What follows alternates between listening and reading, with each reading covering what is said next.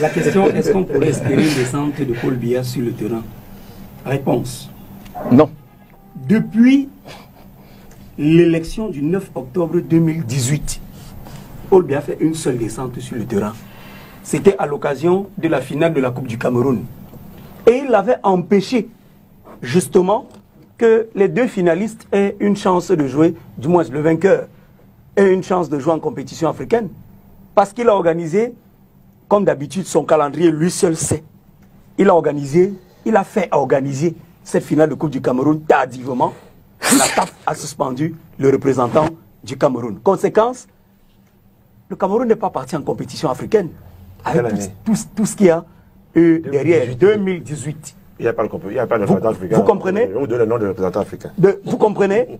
Je parle de la finale de la Coupe du Cameroun et vous me donnerez le nom.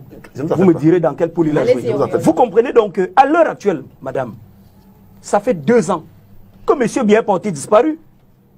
Revenez même à la campagne présidentielle. Il a battu campagne à Marois pendant 15 minutes sous le couvert du président de la République. C'était fini. Jusqu'au jour d'aujourd'hui, il pose la question au Christian. Où est M. Biya? La question, elle est là. M. Biya n'est nulle part. Nous avons entendu, entre guillemets, avant d'arriver même sur ça, son livre a été dédicacé pour le libéralisme communautaire. C'est-à-dire que Sam Ben écrit un ouvrage et c'est Christian et Auréole Tchoumi qui vont dédicacer. Pas le gouvernement RDPC. M. Biya est porté disparu. M. Biya fuit ses responsabilités. Je vais vous dire, dans la nuit du 13 au 14 novembre 2015, parce qu'ils aiment bien la France, la mère patrie, le Bataclan a été attaqué. Denis a parlé d'attentat. Effectivement, c'est un attentat qui a eu à Kumba. Dès que les forces de sécurité françaises ont mis hors d'état de nuire ces gars, le premier à arriver sur le terrain était le président de la République. C'est ce qui s'est encore passé l'autre jour. Emmanuel Macron, après son premier ministre, est arrivé sur le terrain. Et je vais vous dire une chose, madame. La présence d'un porte-parole dans un gouvernement ne dédouane pas les autres ministres de leurs responsabilités. C'est quand même assez curieux et honteux qu'on parle de République et que vous, grande présentatrice d'émissions de débat, vous fassiez 2 ans sans avoir de ministre sur votre plateau. Ce qui s'est passé hier est que, et ils ont raison de le dire, le fer de lance de la nation au sens de M. Biya a été touché dans sa plus, je ne sais pas quel mot utiliser pour dire ce qui s'est passé hier à Kumba. Le ministre de la Femme, la Promotion de la Famille, gros salaire, elle n'a pas parlé, elle ne parlera jamais. Ministre des Affaires sociales, gros salaire, elle n'a pas parlé, elle ne parlera jamais. Ministre de l'Éducation de base, gros salaire, il n'a pas parlé, il ne parlera jamais. Ministre des Enseignements secondaires, gros salaire, elle ne parlera jamais.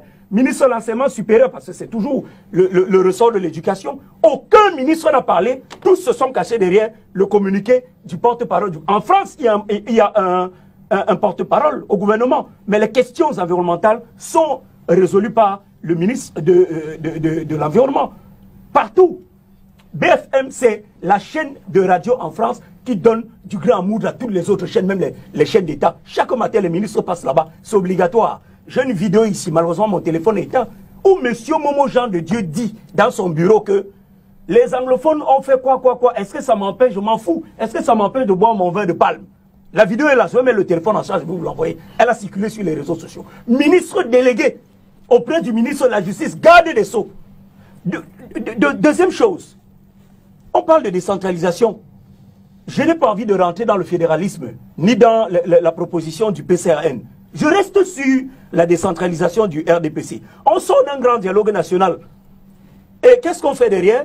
4 janvier 2019, avant la tenue de ce grand dialogue national, on a envie de décentraliser, hein, on n'est plus dans le ministère de l'administration territoriale de la décentralisation, on donne à manger à davantage de personnes. On crée un ministère de la décentralisation et du développement local.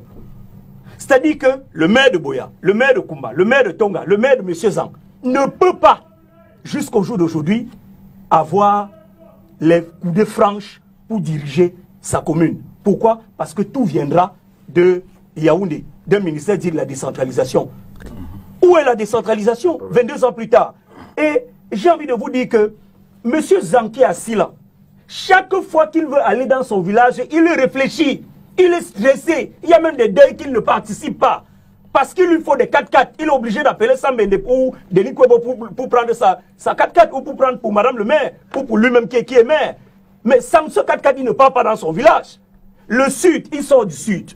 Le sud, le centre, Ngomedzap, à Congo, Kolungui, à Kom, 115 km de Yaoundé, forêt de Serengeti, pas d'eau, pas de lumière, pas de réseau téléphonique, absolument rien. La décentralisation, si elle était effective, même seulement aux 2 quarts, je vous assure, on n'aurait pas assez de problèmes de ce genre. Donc, M. Biya, à l'heure actuelle, a fui ses responsabilités, il ne viendra pas, il ne parlera pas, le gouvernement parlera en son nom, les gens parleront en son nom, et on est en droit de se poser la question de savoir, est-ce que ce monsieur vit encore? S'il vit, qu'il fasse au moins un signe, un clin d'œil aux Camerounais qu'il est censé diriger.